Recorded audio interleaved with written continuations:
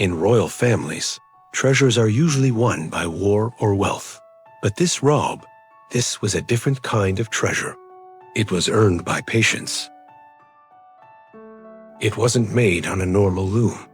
It was woven on something far more important, the loom of a father's love. Every single stitch was a sign of his favor. It was the clear mark of a prince who could do no wrong. But this isn't a story about a piece of clothing. This is a story about what happens when that special favor is completely shattered. It's a story about a beautiful princess, a king who stayed silent, a prince burning for revenge, and one horrible act that tore a kingdom apart. This is the story of Tamar and Absalom. During the golden years of King David's rule, his children were the stars of his palace. There was Princess Tamar. She wasn't just royal.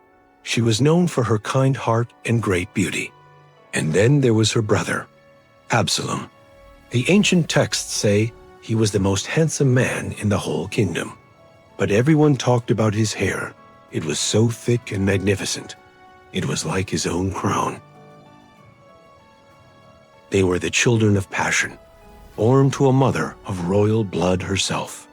They were a close brother and sister in a big, complicated family. But in that same house lived their half-brother, their father's eldest son, Amnon. Amnon was the heir to the throne. But when he saw Tamar, a dark obsession grew in his heart. It wasn't love. The Bible calls it a sickness. It was so powerful, it actually made him ill. He didn't see a sister. He saw something he desperately wanted, but could never rightfully have. Stuck in his own twisted feelings, he found help from his cousin, Jonadab, a man known for being very sneaky. Jonadab saw Amnon's problem, and instead of helping him, he offered him a plan. So, Amnon played his part. He went to bed, pretending to be sick. When King David came to check on him, Amnon made his request. He said, "Please, let my sister Tamar come over. Let her make some special bread right here, so I can eat it from her hand." The request touched David's soft spot as a father. He had no idea it was a trap. He agreed. The obedient Tamar, following her father's command, went to her brother's house. She took the dough, kneaded it, and baked the bread right in front of him. But when she brought the food to his bedside, he refused to eat.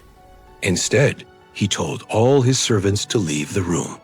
"Bring the food into my private chamber," he said to Tamar, "so I can eat from your hand."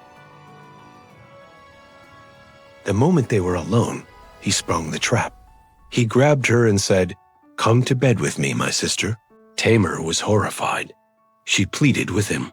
She begged him to think about his conscience, about their people's laws, about the consequences. "Don't force me," she cried. "This kind of thing is just not done in Israel. Don't do this wicked thing. Think of me, how could I ever show my face again? And think of you, you would be seen as the worst kind of fool." In a final desperate move, she even told him, "Just ask the king for my hand. He would let you marry me." But Amnon refused to listen. He was stronger than her, and he overpowered her.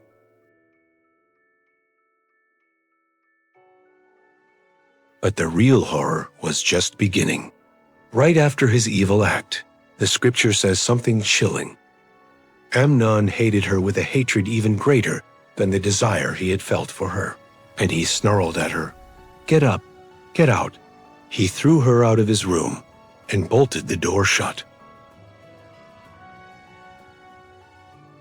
The betrayal was now complete.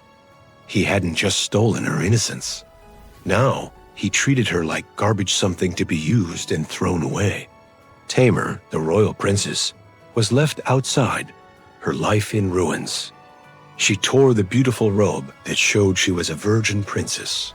She put ashes on her head, and she walked away, crying out loud in her grief. Her brother Absalom was the one who found her. "Has Amnon been with you?" he asked, his voice quiet but seething. Then he told her, "Be quiet for now, my sister. Don't let this destroy your heart. He is your brother."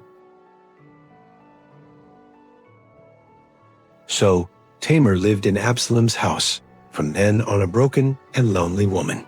And then the scripture delivers its most devastating line about their father. When King David heard all this, he was furious. But that's it. That's all he did. The great King David, a man who killed Goliath, the leader of armies, did absolutely nothing. His form of justice was silence. And in that silence, a seed was planted deep in Absalom's heart, a seed of pure hatred. For 2 whole years, he didn't say a single word to Amnon. He just waited, letting his brother think he had gotten away with it. 2 years later, Absalom found his moment. He was having a big party for the sheep shearing at his estate. He invited all the king's sons. He even convinced a hesitant King David to let Amnon come. At the feast, he gave his servants a simple, grim order. "Watch Amnon. Wait until he's relaxed and happy from the wine. Then, when I give you the signal, kill him. Don't be afraid. I'm the one commanding you. Be strong and brave." And that's exactly what happened. As the wine flowed and Amnon let his guard down, Absalom gave the signal. His servants attacked the crown prince and murdered him. The other princes fled in a total panic, thinking they were all going to be killed. Absalom's revenge was complete. Absalom fled into exile, and the house of David was left in pieces, a son dead, his heir on the run, a daughter broken, and a king facing the terrible results of his own inaction.